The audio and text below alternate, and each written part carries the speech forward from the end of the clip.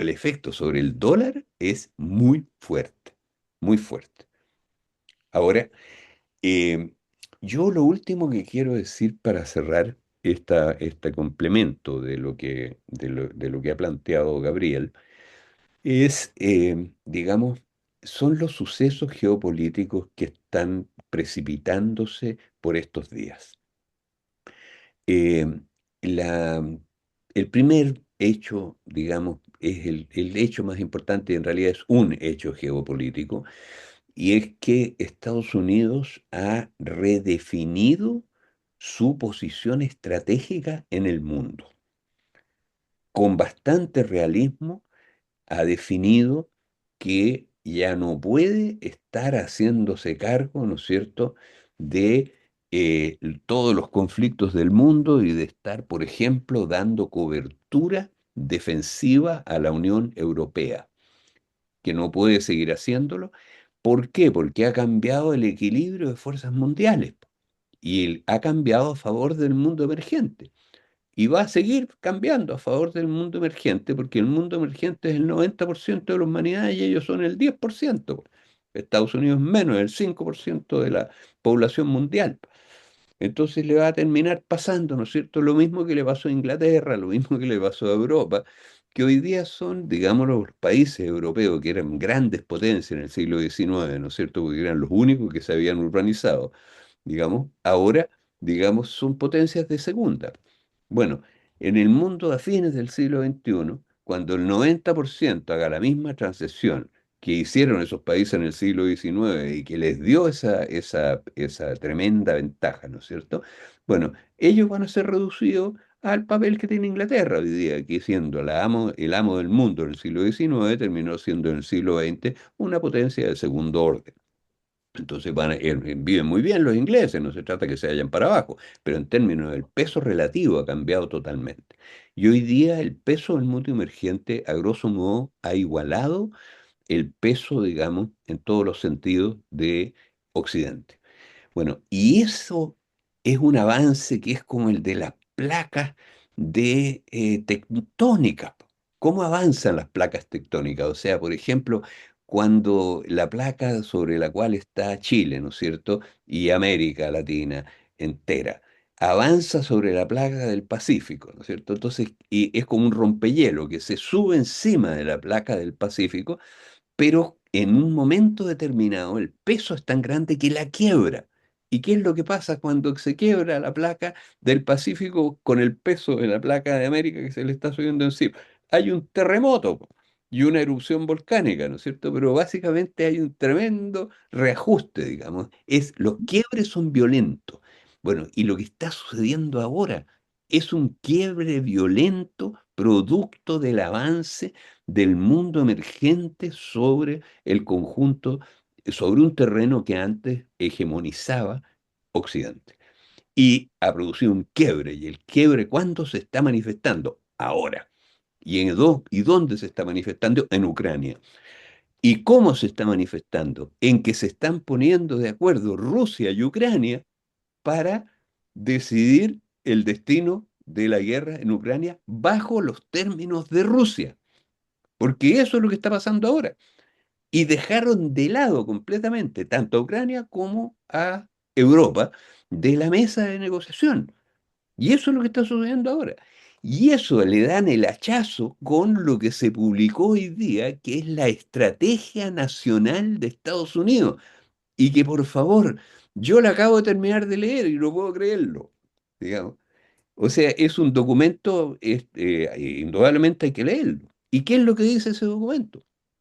Ese documento dice exactamente lo que yo les estoy diciendo, que Estados Unidos tiene que hacer un pivote hacia Asia, que porque su adversario principal es China, porque su objetivo es seguir siendo la potencia dominante, ¿no es cierto?, en un cuadro en el cual ya el mundo emergente pesa lo mismo y China pesa lo mismo o más que él, y por lo tanto tiene que orientar todo su esfuerzo de todo orden hacia enfrentar ese desafío que viene de China y no puede hacerse cargo de Europa.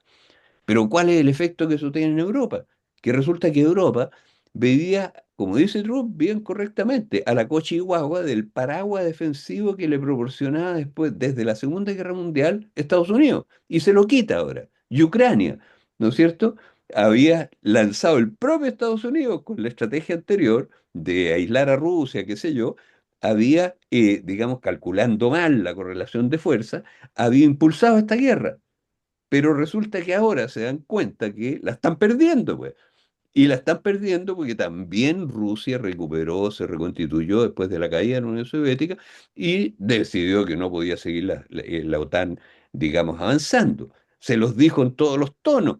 Les dijo, esto no puede ser. Y los otros seguían preparando, ¿no es cierto?, el ejército ucraniano para que iba en el año 2022 a invadir el Donbass, ¿no es cierto?, que se habían independizado. ¿Recuerdan ustedes con el apoyo surrepticio de Rusia, por cierto, se habían independizado? Bueno, ¿y qué es lo que iba a pasar? Iban a barrer con todo eso, ¿no es cierto? Que tenían fuerzas militares poderosísimas que habían construido los ucranianos. ¿Y qué es lo que hicieron los rusos? Invadieron, entre comillas, digamos, es decir, lanzaron una operación militar especial, como la llaman, en que básicamente se adelantaron a lo que iban a hacer los ucranianos. Bueno, pero eso hoy día cambió. Y ese es un terremoto, terremoto. Ahora, en este terremoto, yo creo, fíjate que nosotros vamos a tener que dedicar este año, por lo menos en Senda, yo voy a proponer que así lo hagamos y los invito a que lo hagamos juntos, a analizar los efectos que esto tiene sobre América Latina, porque si ustedes leen el documento de estrategia de los Estados Unidos, que es un documento oficial de la Casa Blanca y se publicó hoy día, ayer en realidad, ¿qué es lo que dice ese documento? En primer lugar, no nos deja fuera. Dicen, no nos vamos a preocupar de todo el mundo, vamos a preocuparnos de las cosas importantes, dice el documento. Ay, ¿y cuánto le dedica a América Latina? Bastante. ¿Y qué es lo que le dedica? Lo define de la siguiente manera. El interés estratégico de Estados Unidos se expresa aplicando la doctrina Monroe-Trump. ¿Y cuál era la doctrina Monroe? América para los americanos, ustedes la recuerdan, ¿no es cierto? Hace 2 siglos. Bueno, hoy día Estados Unidos define como su política oficial América para los americanos. Y eso significa, y lo dicen en el documento, que nuestros recursos, y nuestro significa el hemisferio occidental, tenemos que controlarlo nosotros y tenemos que impedir que la potencia rival nuestra, es decir, en este caso principalmente China, se entre al continente nuestro, digamos, teniendo mucho comercio con nosotros, mucho, digamos, control de los recursos naturales, en fin. Esa es la política que estamos enfrentados, ese es el momento en que estamos enfrentados, un momento de terremoto, de cambio en la situación geopolítica y que va a traer cualquier cantidad de consecuencias, porque ¿qué es lo que tenemos que hacer nosotros? Lo que tenemos que hacer nosotros es lo que hacen todos los países bien plantados, pues. Tenemos que ver cuáles son nuestros intereses nacionales y actuar de acuerdo a ellos. Y cuáles son nuestros intereses es, en primer lugar, afirmar nuestra soberanía. Y nuestra soberanía se afirma, digamos, en la soberanía sobre nuestros recursos, en primer lugar, pues. Y si resulta que nuestro vecino del norte ha decidido que nuestros recursos son de ellos, lo dice así, nuestros recursos, en el documento de estrategia nacional. Ahora habla como si estuviera hablando del hemisferio occidental, digamos, pero eso es lo que dice. Ahora, el punto es que, digamos, este es un momento en que estamos despertando al realismo de la situación internacional. Después, digamos, de que pasamos, después de la caída de la Unión Soviética, ¿no es cierto?, 3 décadas digamos, de sueños al respecto, en que se suponía, ¿no es cierto?, que Estados Unidos, una potencia benévola, que estaba administrando el mundo, ya no había, no tenía rivales y por lo tanto se dedicaba a difundir a cañonazos la libertad y la democracia en el mundo entero. Bueno, pues bien, ahora está este documento diciendo lo que realmente quiere Estados Unidos. Y lo que quiere es enfrentar a China para mantener su posición hegemónica todo lo que pueda. Ahora, Eso es un problema gravísimo a nivel mundial, porque perfectamente, como tienen el ejército todavía más poderosa, pueden cometer la irracionalidad de sostener, pretender sostenerlo con la fuerza militar. En Europa están siendo racionales, ¿eh? Porque esta nueva política de entenderse con los rusos es justamente reconocer la capacidad militar que tiene Rusia, en Europa, en ese punto, ¿no es cierto?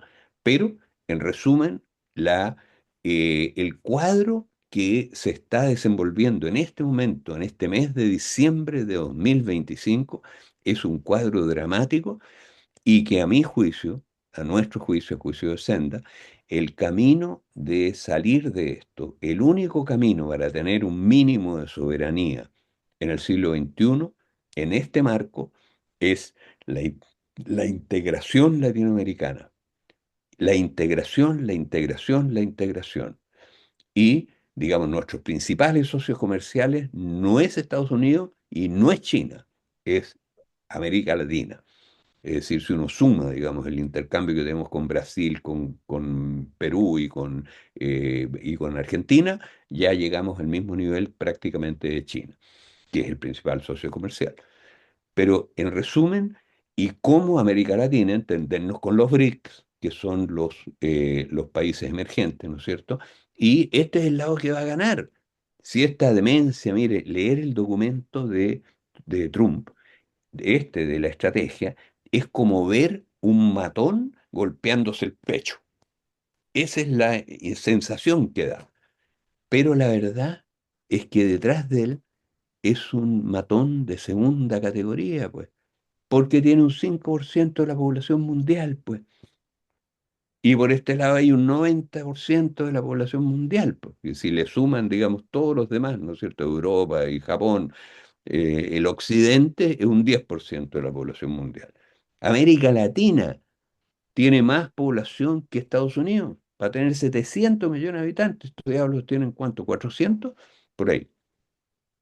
Entonces, en resumen, lo que queremos plantear como senda y agradeciendo la fantástica presentación que nos ha hecho Gabriel, lo que queremos hacer es proponerles que iniciemos durante todo el año que viene un ciclo especial dedicado al nuevo equilibrio geopolítico y las consecuencias que eso tiene para América Latina. Esa es la propuesta nuestra.